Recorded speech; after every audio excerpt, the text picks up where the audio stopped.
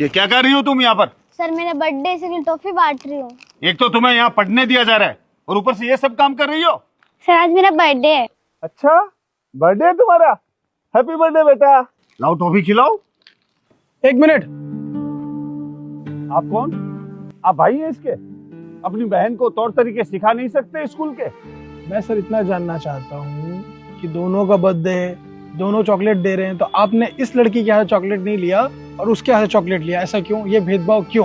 क्योंकि ये एक गरीब नीची जाति की लड़की है और ये हमारे गांव में सरपंच साहब की बेटी है, बहुत ऊंची जाति की है और हम लोग इसके यहाँ पर खाना खा सकते हैं और इसके हाथ का हम कुछ भी नहीं खा सकते। ये तो मजबूरी में हमें एडमिशन देना पड़ रहा है क्योंकि सरकारी स्कूल में हम किसी को मना नहीं कर सकते, वरना मेरा बस चले तो स्कूल में एडमिशन तो दूर, इनको स्कूल के आसपास भटकने भी ना दूं। पढ़ाना तो हमारी मजबूरी है। हर किसी चीज को छू लेते हैं, फिर साफ करवाना पड़ता है। कितनी तकलीफ होती है हमें, पता है तुम्हें? क्लासरूम में भी सबसे अलग बैठाना पड़ता है, सबसे पीछे, तब जाकर के स्कूल का माहौल अच्छा चल रहा है, वरना इन जैसी नीची जाति के लोग कब माहौल खराब कर दे पता ही नहीं चलता। और मैं इन जैसे लोगों के हाथ का छुआ कुछ भी लेना पसंद नहीं करता, तो फिर ये चॉकलेट कैसे ले लेता? मतलब कि उसकी जाति अच्छी नहीं है, इस वजह से आप उसके हाथ का कुछ भी ले नहीं सकते हैं, छुआ कुछ हाथ लगा नहीं सकते हैं, यही बात है ना? एक मिनट इधर आओ, तुम यहाँ के पियोन हो ना? बाहर जाओ, कुछ लोग बैठे हुए उन्हें अंदर लेके आओ, जाओ। किसको बुला रहे हो तुम?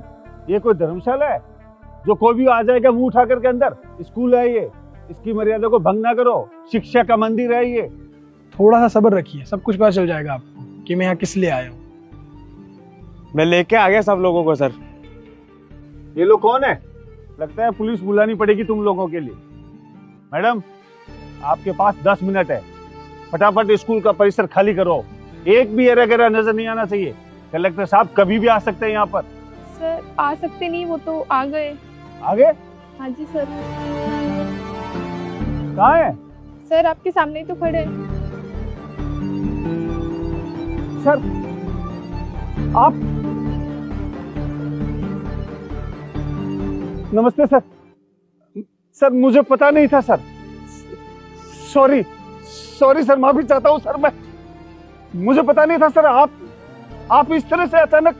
सर अगर आपको पता होता तो आप इस तरीके का व्यवहार मेरे साथ नहीं करते, बिल्कुल भी नहीं। और मैं 10 मिनट पहले इसीलिए आया था ताकि आपका व्यवहार मैं देख सकूं।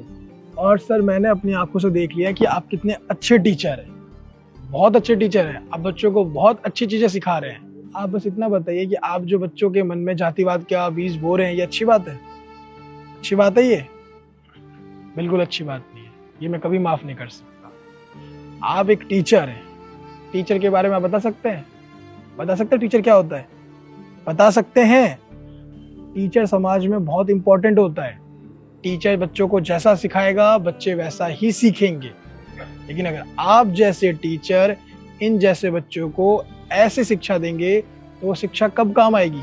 कभी नहीं। आप इन सब बच्चों को जातिवाद में बांट रहे हैं। अगर आपके बच्चे के साथ कोई ऐसा करे तो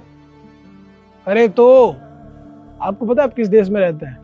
आप भारत देश में रहते हैं और यहाँ पर हम सब एक है, एक। लेकिन आप इन सभी बच्चों के मन में एक जहर डाल रहे हैं जो अभी तो नहीं दिख रहा है, लेकिन जब ये बड़े हो जाएंगे तब इनको धीरे धीरे धीरे वो जहर खा जाएगा। इसका कारण कौन होगा? सिर्फ आप जैसे टीचर। लेकिन सिर्फ आप जैसे कुछ टीचर होते हैं जो इस तरीके का शिक्षा देते हैं बच्चों को, वरना बहुत से अच्छे टीचर भी होते हैं जो बच्चों को अच्छी शिक्षा देते हैं, अच्छी चीजें सिखाते हैं। सर आपने पूछा था ना कि ये लोग कौन है? ये किसान है।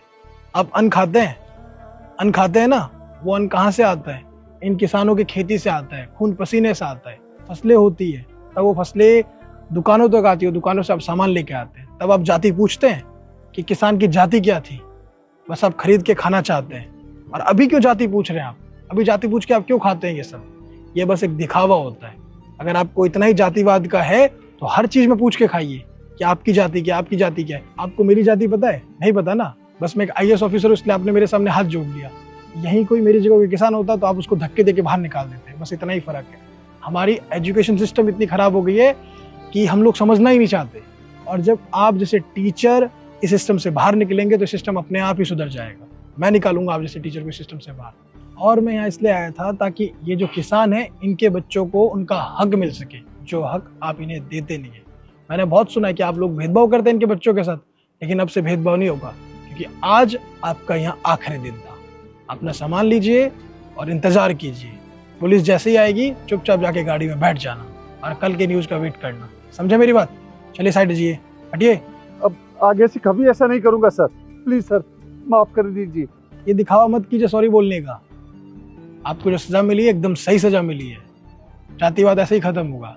और बच्चों, आप लोग कभी भी आपके साथ भेदभाव होता है तो सबसे पहले अपने माता पिता को बताइए कि आपके साथ क्या हुआ है, ताकि हम उसमें सुधार ला सके। समझे? कोई भी कुछ भी आपको बोलता है तो आप सीधे अपने पेरेंट्स से, अपने टीचर से शेयर कीजिए, क्योंकि हमें सिस्टम को बदलना है। और हम सिस्टम को कैसे बदलेंगे? हम मिलकर सिस्टम को बदलेंगे, क्योंकि हम सब एक हैं। समझे? चलो अच्छे से मन लगा के पढ़ाई करना और इन टीचर जैसा मत बनना। हमको एक ईमानदार अफसर बनना है। क्या बनना है? एक ईमानदार इंसान बनना है।